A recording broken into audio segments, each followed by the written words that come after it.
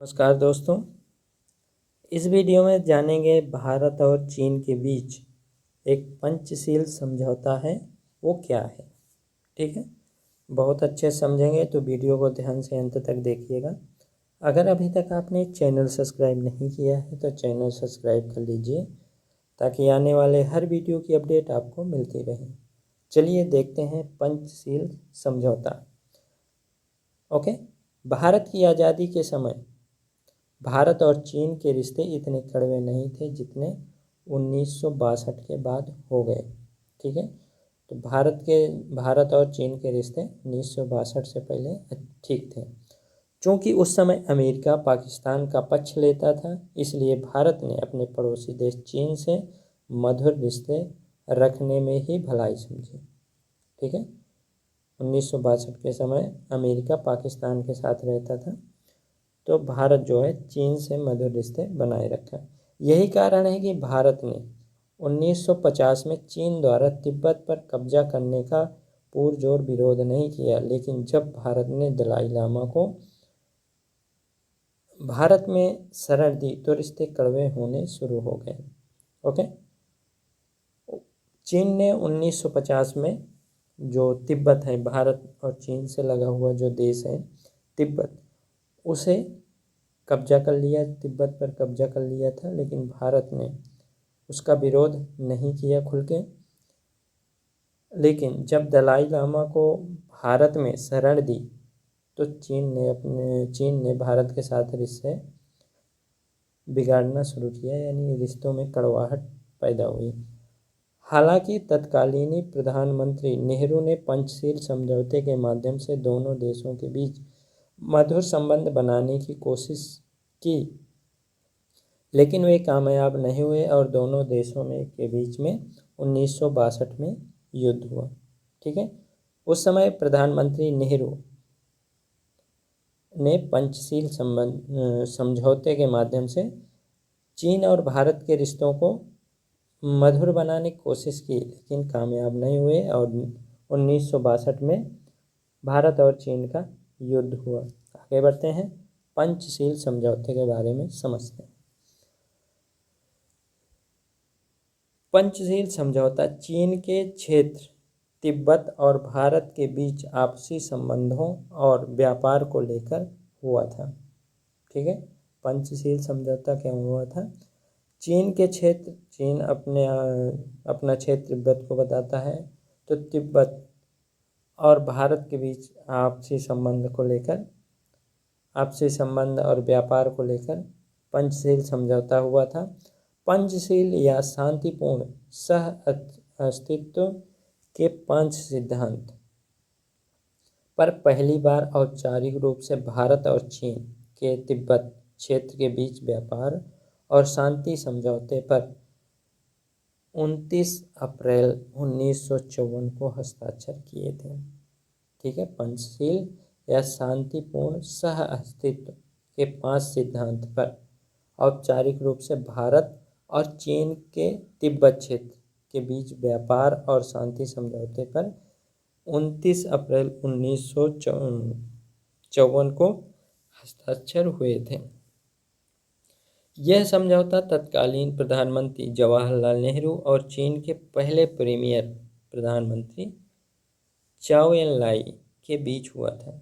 ठीक है, तो भारत के तत्कालीन प्रधानमंत्री जवाहरलाल नेहरू और चीन के पहले प्रीमियर यानी प्रधानमंत्री चाओ एन लाई के बीच हुआ था पंचशील समझौता। ये देखिए, पंडित जवाहरलाल नेहरू, चाओ एन लाई।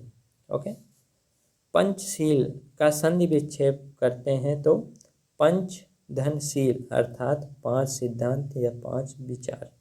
ठीक है, पंचशील शब्द ऐतिहासिक बौद्ध अभिलेखों से लिया गया है, जो कि बौद्ध भिक्षुओं का व्यवहार निर्धारित करने वाले 5 निषेध होते हैं, अर्थात इन कामों को करने की मनाही हर बौद्ध व्यक्ति के लिए होती है। तो पंचशील जो शब्द है उसको बौद्ध के अभिलेखों से लिया गया है, जो बौद्ध के ऐतिहासिक अभिलेख हैं।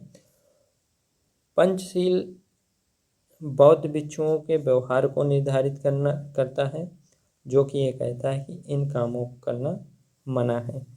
अप्रैल 1954 में भारत ने तिब्बत को चीन का हिस्सा मानते हुए चीन के साथ पंचशील सिद्धांत पर समझौता कर लिया था।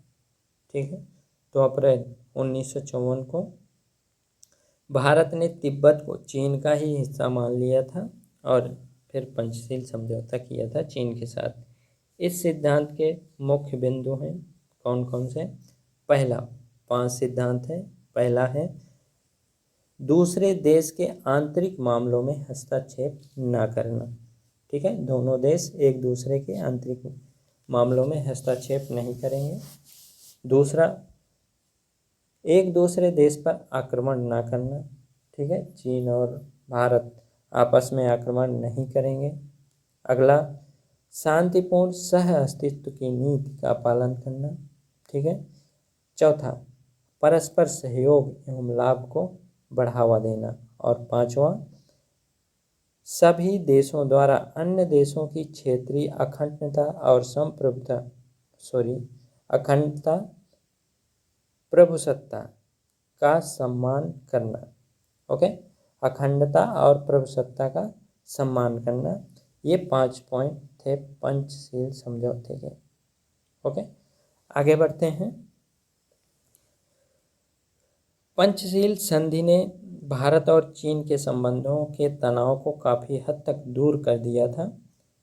इन संधि के बाद भारत और चीन के बीच व्यापार और विश्वास बहाली को काफ़ी बल मिला। ठीक है, काफ़ी व्यापार और भरोसा बढ़ गया पंचशील समझौते के बाद।